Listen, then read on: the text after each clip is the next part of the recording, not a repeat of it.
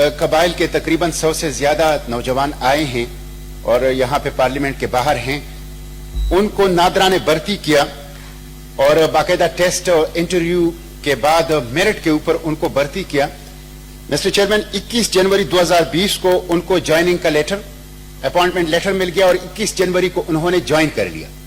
22 जनवरी को उनको बताया गया कि 23 जनवरी को उनकी ट्रेनिंग शुरू होगी, लेकिन 23 जनवरी को उनको फोन पर जो HR डिपार्टमेंट है नादरा की, उसने इत्तला दी कि आप लोग को बर्खास्त किया गया है और ये दोबारा री एडवर्टाइज होगा।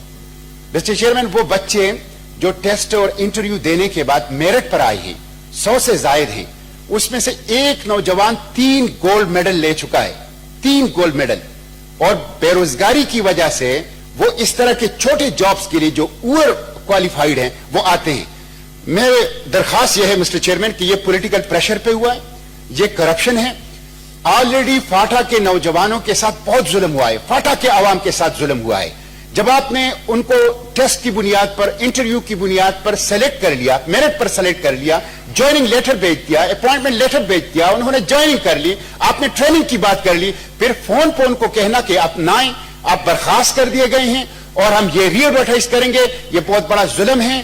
गोल्ड मेडल बच्चे हैं उसमें, उसको कमेटी को भेज दिया जाए मिस्टर चेयरमैन, ताकि ये इस पे रिपोर्ट सेक्रेटेरिएट ले ले नादरा से।